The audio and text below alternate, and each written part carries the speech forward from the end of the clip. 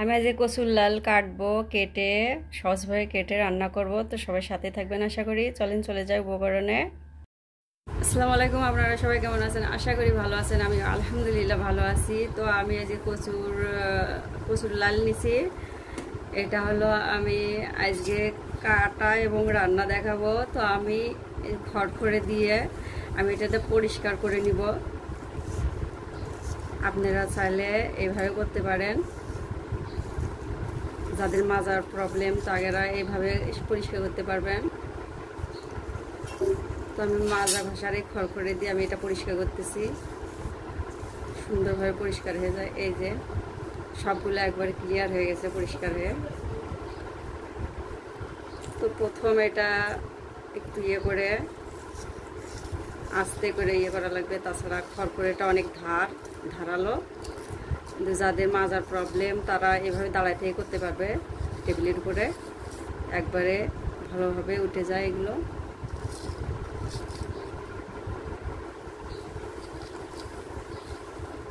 একটু ময়লাও থাকবে না। এই যে সবগুলো উঠে আসছে। এটা আবার নোংরা হয়ে থাকবে না, এভাবে আস্তে আস্তে তুলে ফেলে দেওয়া যাবে। তো প্রথম আগে এটা উঠায় নেওয়া লাগবে।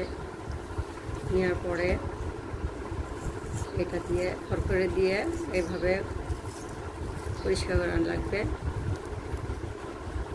আমি করি, তাই জন্য আপনাদের কাছে একটু শেয়ার করতেছি, যাতে সবাই একটু সময়টা বাঁচাতে পারে। আর কচুর লালটা কেউ আবার কাটার ভয়ে শিলার ভয়ে খেতে চায় না।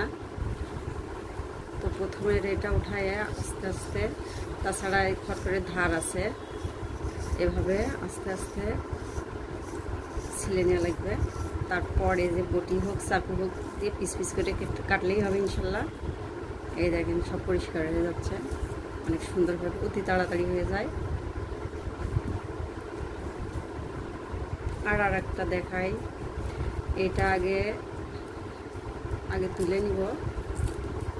এভাবে তুলে নিয়ে তারপরে আমি খড়খড়ে দিয়ে তাড়াতাড়ি হবে আরও ইনশাল্লাহ।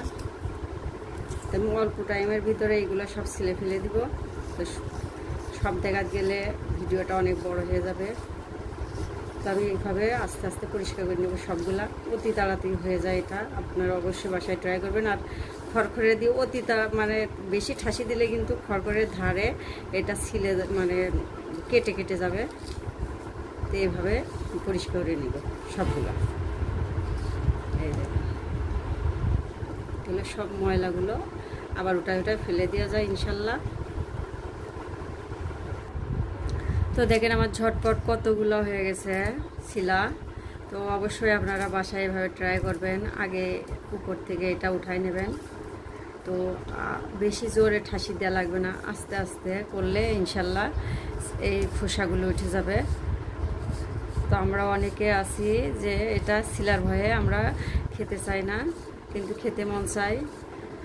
শিলার ভয়ে কাটার ভয়ে মানে আমরা রান্না করি না।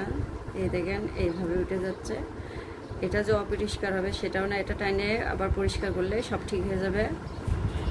তো আমি দেখেন কতগুলা পরিষ্কার করে ফেলছি। উপর থেকে এটা তুলে ফেলে দিয়ে তারপরে মানে ঘষা খড়খড়ে দিয়ে এটা দিয়ে পরিষ্কার করতেছি। তো আমি করি, তো মনে করলাম যে আমার ফেসবুক ইউটিউব চ্যানেলের আপু ভাইয়ারা দেখে যে যদি একটু সময়টা সাশ্রয় হয়। যাই হোক, তো আমি এইভাবে সবগুলা পরিষ্কার করে নিয়েছি। আর বেশি ঠাসি দিলে মানে কেটে কেটে যাবে, আস্তে আস্তে করা লাগবে। তো আমি সব এগুলো এইভাবেই করে নিয়েছি। তা সময়টা খুবই কম লাগে। আর বটিতে করতে গেলে কাটতে গেলে অনেক টাইম লাগে। আস্তে আস্তে না করলে ভেঙে ভেঙে যাবে। যাই হোক, আস্তে আস্তে এটা পরিষ্কার করা লাগবে। আর টাটকা পরিষ্কার করার চিন্তা ভাবনা করা লাগবে, তাছাড়া এটা উঠতে যাবে না।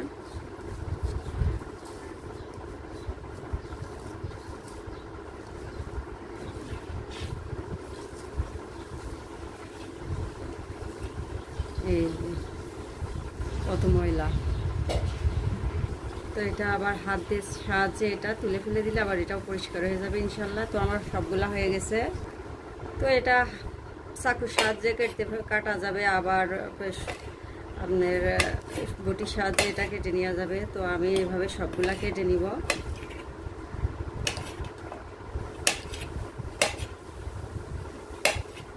এগুলো সব এভাবে কেটে নিব। তো দেখেন আমার কচুর লাল কাটা হয়ে গেছে, একবারে ধুয়ে পরিষ্কার করে নিছি। তো কচুর লালটা কাটার পরে হাত অনেক নোংরা হয়ে যায়, কালো হয়ে যায়, এই যে। তো আমি লেবু দিয়ে এটা পরিষ্কার করে নেব হাতটা। অনেকে কচুর লাল কাটতে চান না, হাত নোংরা হয়ে যায়, এই জন্য। তো আমি এইভাবে পরিষ্কার করে নেব হাতটা। তারপরে আমি কচুর বইটা মেখে দিব। এটা কচুর বই কাটলে আবার হাত চুলকায়, এই চুলকাবেও না ইনশাল্লাহ। তো আমি এইভাবে নখগুলো পরিষ্কার করে নিব। তো আমি এখন মেখে দিব কচুর লালটা। ট্যাংরা মাছ দিয়ে মেখে দিব, এগুলো ট্যাংরা মাছ দিয়ে মেখে দিব। আমি এখানে পেঁয়াজ দিয়ে দিচ্ছি, কাঁচামরিচ দিয়ে দিচ্ছি, আদা রসুন বাটা দিয়ে দিচ্ছি, স্বাদ মতো লবণ দিয়ে দিচ্ছি, হলুদ গুঁড়া দিয়ে দিচ্ছি, সরিষার তেল দিয়ে দিচ্ছি আমি পরিমাণ মতো। এগুলো উপকরণগুলো ভালোভাবে মেখে নিব। তো আমি মাছগুলো দিয়ে দিচ্ছি, মাছগুলো দিয়ে ভালোভাবে মেখে নিব।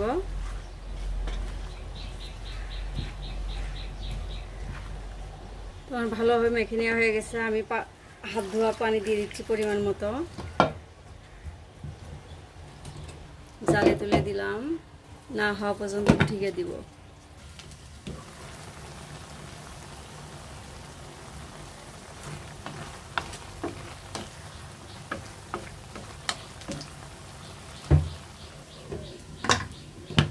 তো দেখেন আমার ঝটপট করে রান্না করা হয়ে গেল। আমি কচুর লালটা যেভাবে কাটছি ওইভাবে ইনশাল্লাহ কাটবেন। তো সবাই ভালো থাকবেন, সুস্থ থাকবেন। আসসালামু আলাইকুম, আল্লাহ হাফেজ।